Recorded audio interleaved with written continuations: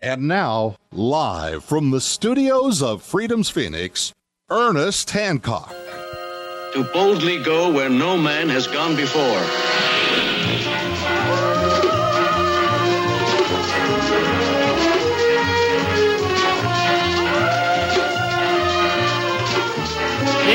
Yeah, because I can. Because I want to. You know, we're having a good time here. There's a lot of stuff that I wanted to get caught up on, and we're having to, it made me think to do the Star Trek theme, because a lot of the artwork that Athena has done has been space scenes, along with some other kind of Japanese anime stuff. And she's very talented. I remember when she first started this, you guys had visited a few years ago here in Phoenix, and there was, because you're out on the lone prairie with dial-up, they had access to high-speed internet. Oh, my goodness, man. It went crazy. So they got all stuff loaded up and downloaded and came, and we had an old computer we gave them, said, here, knock yourself out, man. So they went hog wild on this stuff. And she had talent. Where did she get this talent from anyway? I have no idea. And she just sparked her imagination, just went for it. She just sat down and started doing it and then worked on it, and then she went and bought with her own money tablets to do drawing on and look at the computer screen, draw on the tablet, and then she just started improvising. And when you're homeschooled, you have the time. This is how it happens. You find avocation and vocation kind of goes together, and she's actually been selling art on the internet, hasn't she? Yeah, several of them she sold. So then your other daughter, Lana, is she supportive of her sister, or is she like, civil rivalries or what? Not about the artwork. They do have their little bits they argue about, but they get along a lot better than I ever did with my brother. They work together about 8-10 hours a day on projects together around the farm and stuff they're learning and stuff on the computers. And they've bought all their own computers with their own money because I don't have the money for it. And they've bought all their own stuff. Well, how do they raise money they actually raising money? With the form of a goat or something? How do they do that? Yeah, they have their own goat herd and they sell goats, and they also get orphan baby goats from other people in our area, and they raise them and then sell them as pets to people because they're very healthy when my kids raise them, so they can get a very good price for something that's basically disposable to most people. You know what? It's really amazing to me how much you learn by the investment of your own time into a project that I better be careful I don't get no money. When you want an allowance, look, we're going to let your goats eat my grass. Yeah. Well, my kids have never gotten an allowance, and there have been times during the winter when I had to borrow money from them to make ends meet. It's very seasonal when you make your living on a farm. Yeah, and it's been, I remember there's been some rough years for you. Times got... I remember that we hadn't talked about this. I remember we were talking about, one, I don't know if it's legal or not. Don't care. But you have cows that are grass-fed. You may get some hay and we're going, what we need to do? We need to get some of that beef. And what we were talking about is that we would purchase deep freezers that you would butcher, load up, put them you'll get it all frozen, put them in the back of a U-Haul and come here and start delivering them to, all your friends here that are buying them. Whatever happened with that, and why haven't we done that? We had 3 years of solid drought, so we wouldn't be able to produce a good product during those years. And then the drought ended by having 3 years of continuous floods. Climate change. Yeah, it changes almost every day where I live. So where are we at now? How much of a herd do you got? It's a lot bigger than it was, but the catch is right now the price of cattle has gone insane, so I would actually wait before you try to buy something. It's $2 a pound, a live weight for a lot of cattle right now. Well, what does that come down to butcher? It's about 55% would be meat, 45% would be waste. So you're looking at about $4 a pound for you to be able to have your own cow butchered? Yeah, pretty much. Plus the price of processing. Wow, man.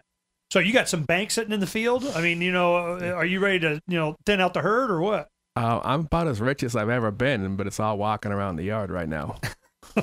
How many acres do you have? I've got 94 acres that I own, and then there's several farms that I rent or I'm just allowed to use by caring for them. Wow. So I mean, is it things are nice now, or is it now time to, rake the cream off the top, or do you hold out, or you just, build up for the lean years? I mean, how does this work being a farmer? Well, I'm kind of afraid to actually save any money right now because I don't know what the money, meaning greenbacks, will be worth. So we spent a whole lot of greenbacks on capital goods, stuff we can use over the next 5 or 6 years. We're not going to clear the herd out because if the price does stay up due to inflation, we will never be able to afford to buy back in. We're kind of in a wait and see what happens mode. Oh, so that's always nice to be able to make your own cows, start a calving. Oh, do you have a bull? Yes. How many? Just one is all you need. Well, I don't know. You got different variety of whatever. I mean, how many different cows you have. You have the same kind. They're all the same kind of cow, or, he doesn't care. Yeah. No, the bull doesn't care.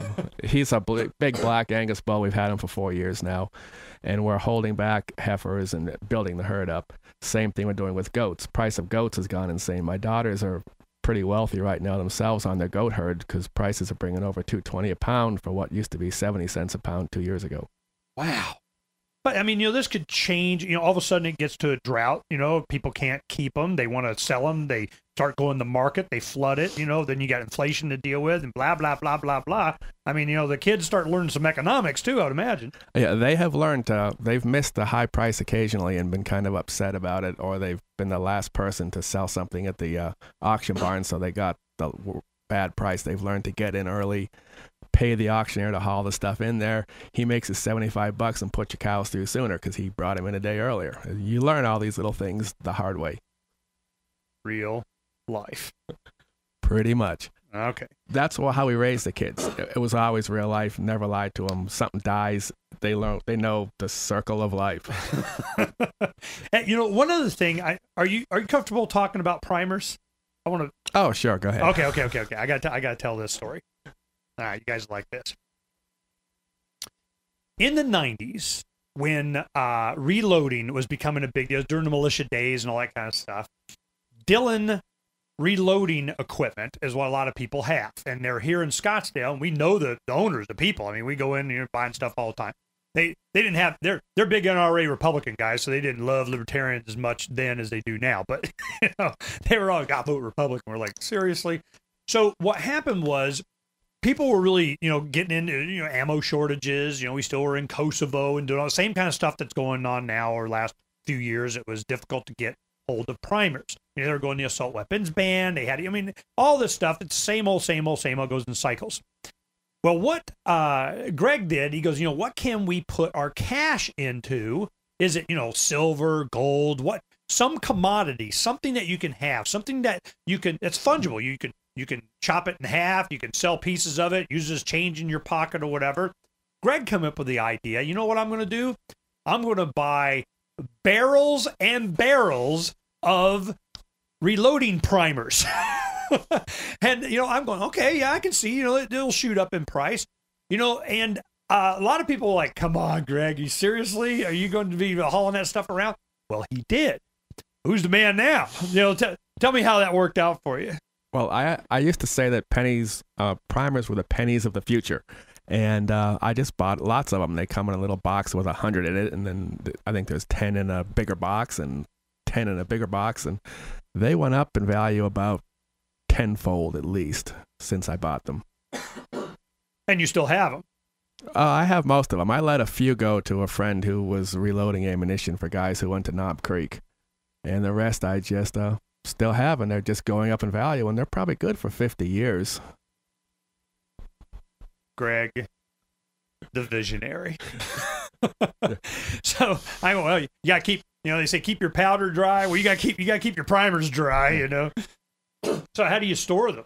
I store them in many different locations, wrapped up and airtight. This is just, a lot of this you think is new. We got it. We should. Heck, man. I got a lot of friends around. I've been learning from these guys for decades. They've been prepared for what was inevitable. Why do you think Ron Paul was so certain what was coming? Because he knew the same thing we did. We'll be right back on Declare Your Independence in just a little bit.